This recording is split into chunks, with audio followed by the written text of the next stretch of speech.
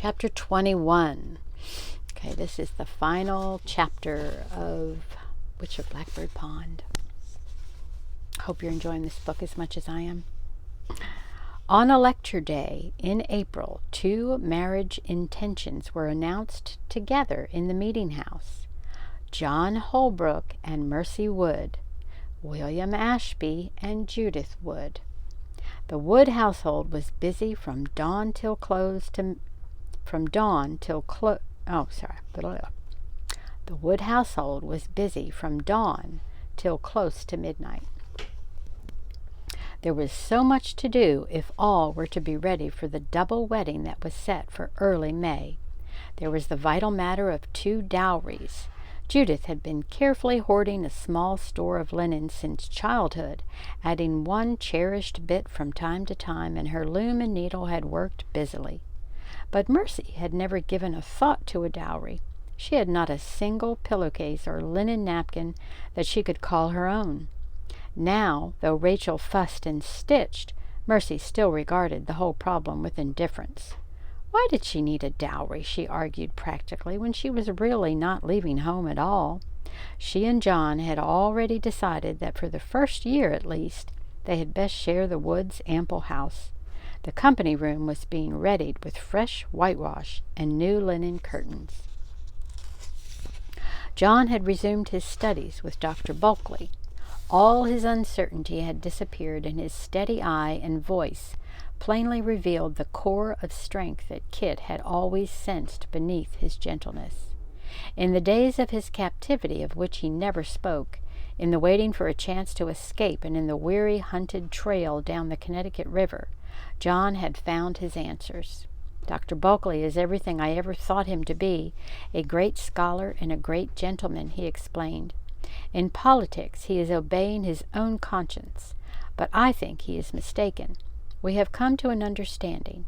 He will teach me theology and medicine, but I will think as I please. By June he would be ready to accept a call to one of the small parishes springing up to the south and west of Wethersfield. William's house on Broad Street was nearly finished. Piece by piece he was assembling the costly treasures for its furnishing. Fine hand-turned bedsteads and chests and chairs from the skilled Wethersfield joiner, Peter Blinn, glossy pewter plates and a set of silver spoons from Boston, real china bowls of blue and white Delft from Holland. Judith knew where every piece would go in the new house, and how to care for each lovely thing to keep it shining. She and William spent their evenings in happy planning, and their contentment was good to see. Kit had never found William so likable before. In the midst of all this preparation, Kit silently made her own plans. She would not share them with anyone till every detail was carefully provided for. Her leaving would be a shock to them, she knew. Rachel and Matthew, in his own way, looked upon her as a daughter, but even a daughter, though welcomed and loved, could come to be a problem. There was no real place for her here. With John to help with the planting, and Mercy still sharing the work of the household, there was no obligation now to hold Kit to the task she hated.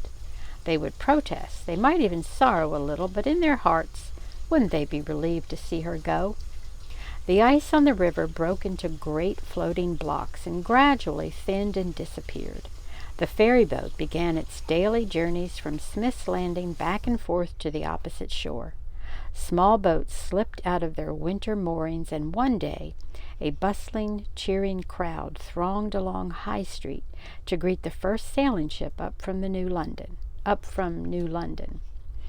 That afternoon Kit climbed to the attic and surveyed the 7 small trunks. She had not looked inside them all winter. Now, one after the other, she threw back the lids and lifted the filmy dresses, holding them up to the dim light. How long ago it seemed that she had worn these things. Could it be not quite a year? The silks and muslins and gauzes still gleamed unworn and beautiful, and doubtless they were still fashionable. She touched them wistfully. It would be good to shed these shabby woolen garments and feel once more the softness of silk against her skin, and to hear the rustle of petticoats wherever she moved. But the dresses must serve another purpose now. Would they bring enough to pay her passage on a ship? Fine cloth like this was rare in Connecticut. In many families, she had learned, one dress such as these would be handed down through 3 generations as a cherished possession. Surely in Hartford, or perhaps even here in Wethersfield, she would find willing buyers, even though she had not yet worked out a plan for approaching them. As she lifted the peacock green dress, she hesitated. How radiant Judith had looked in this dress! If only William could see me in it, she had said. She laid aside the dress, and very thoughtfully she chose another, a fine blue-flowered muslin. These 2 she would take directly to Uncle Matthew, and this time she felt sure he would let his daughters accept them, because he would know now that she offered the gifts with love instead of pride. All Kit's plans now turned toward Barbados. She had no illusions about the prospect before her. She would not be going back as Sir Francis Tyler's granddaughter. She would go as a single woman who must work for her living. Her best chance, she had decided, lay in seeking employment as a governess in one of the wealthy families. She liked teaching children, and hopefully there might be a library where she could extend her own learning as well as that of her charges. Whatever befell, there would be a blue sky overhead, and the warmth and color and fragrance and beauty that her heart craved. One day in mid-April she walked alone down South Road. She could not go far, for the river was still very high from the melting snows. It had overflowed so that the fringe of poplar trees on its banks stood deep in water, and the cornfields were transformed into endless lakes. Blackbird Pond had been swallowed up, and Hannah's house, had it still been standing there, would have been flooded up to its thatched roof. Poor Hannah! How had she endured this ordeal year after year, watching while the water crept nearer and nearer, stowing her valuables higher in the rafters, moving away, goodness only knew where to wait out the season, in some deserted barn or warehouse, and creeping back when the water receded to scrub out her house and replant her soggy garden? Kit was thankful, as she had been so many times when the wind howled and the snow piled higher, that her friend was snug in a proper house. But she knew a pang of homesickness none the less. The little cottage had been very dear to her. She perched on a sun-dried rock and sniffed the air. There was an earthy, indefinable scent that stirred her senses. The new shoots of the willows were a sharp yellow-green. The bare twigs of the maples were tipped by swelling red buds. A low bush nearby had blossomed in tiny gray balls. She reached to touch one curiously. It was furry and soft as the kitten that Prudence had held in her arms that summer afternoon. All at once Kit was aware that this New England, which had shown her the miracle of autumn and the white wonder of snow, had a new secret in store. This time it was a subtle promise, a tantalizing hint of beauty still withheld, a beckoning to her spirit to follow she knew not where. She had forgotten that summer would come again, that the green would spread over the frozen fields, that the earth would be turned up to the sun and the seed sown, and that the meadows would renew themselves. Was this what strengthened these New Englanders to endure the winter, the knowledge that summer's return would be all the richer for the waiting? Yet the spring air held a sadness, too, sharper than all the loneliness of winter. The promise was not for her. I am going away, she thought, and for the first time the reminder brought no delight, only a deeper longing. She did not want to leave this place, after all. Suppose she should never walk in the meadows again. Suppose she should never sit in the twilight with Mercy, or see Judith in the new house, or the girl Prudence would grow to be. Suppose she should never see Nat Eaton again. Suddenly she was trembling. She snatched at the dream that had comforted her for so long.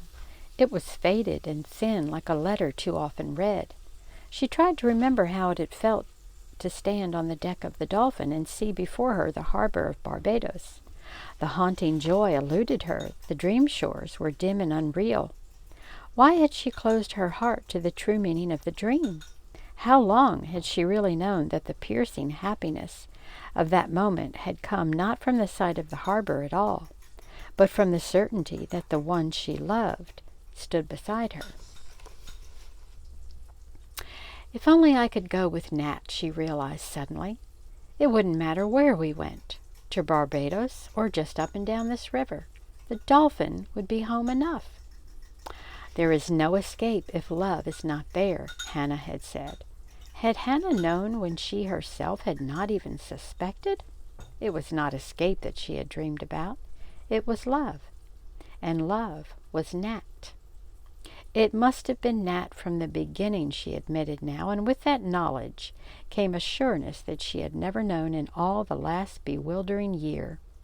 Memories of Nat came crowding back to her, agile and sure-footed, as she had first known him, leaning far out on a yardarm to grasp a billowing sail, throwing back his head in laughter, or shooting hot sparks of temper, sitting on a thatched roof in the sunshine, coming miraculously out of the fog that morning, bending tenderly to lift a frightened old woman into the rowboat, and as she had seen him last, standing erect by the door of the magistrate's office, sending across the anger and confusion a steady reassurance and strength.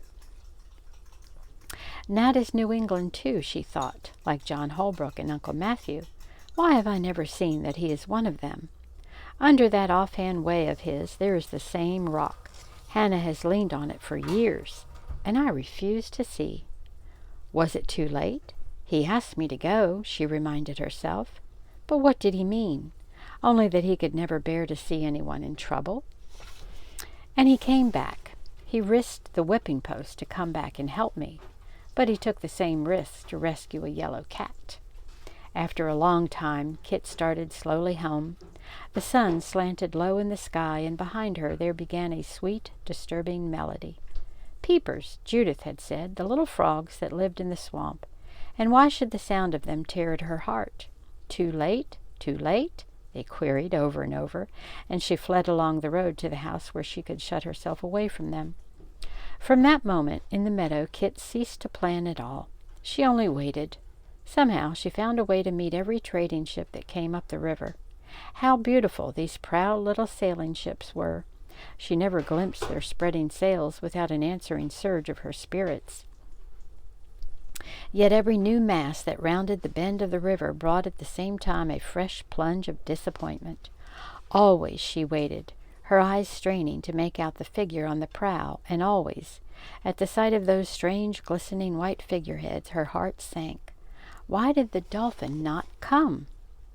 On the 2nd day of May, as she came out on Wethersfield Landing, a trim little ketch was already tied up, fresh painted, with clean white canvas, and not a barnacle on its hull. It must have been newly launched.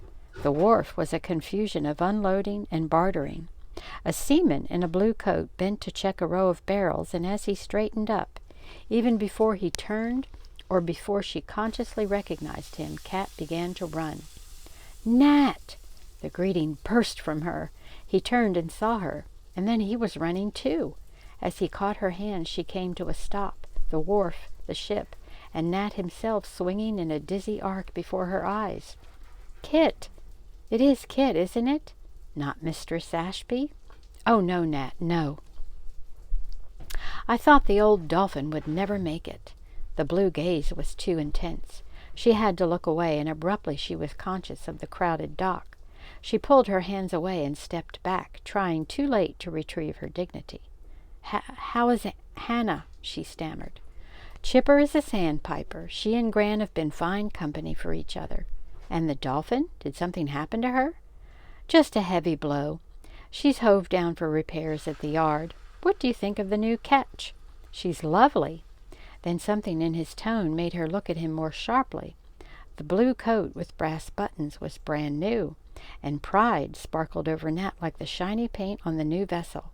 "Nat, you can't mean she's yours?" "All but a few payments. By the end of a good summer's trade she'll be every inch mine from stem to stern." "I can't believe it. She's beautiful, Nat, even more beautiful than the Dolphin." "Have you noticed her name?" Kit leaned sideways to see the letters painted jauntily on the transom. The witch? How did you dare? Does Hannah know? Oh, she's not named after Hannah. I hadn't gone 10 miles down the river that day before I knew I'd left the real witch behind. She did not dare to look up at him. Can I see her, Nat? She asked instead. Will you take me on board? No, not yet. His voice was full of decision. I want to see your uncle first. Kit, his words came in an unpremeditated rush. Will he think it is enough, the new catch? There'll be a house some day in Saybrook, or here in Wethersfield if you like. I've thought of nothing else all winter. In November we'll sail south to the Indies. In the summer, Hannah and I will have a garden. Kit, he glanced ruefully about the busy wharf. Of all the places to choose, I didn't plan it like this. Aren't you going to invite me home with you? Happiness brimmed over into shaky laughter. Captain Eaton, we'd be proud to have you dine with us. Then must we stay here any longer? She took the arm he offered, but still she lingered, looking back. I want to see the catch. Please, Nat, before we go. I can't wait any longer to see my namesake. No, he said again, leading her firmly toward the road. That catch has a mind of her own. She's contrary as a very witch herself. All the way up the river she's been holding back somehow, waiting. Now you'll both have to wait. I'm not going to disappoint her, Kit. When I take you on board the witch, it's going to be for keeps. The end. Well, I really enjoyed this one, so I hope y'all did too. Until the next one.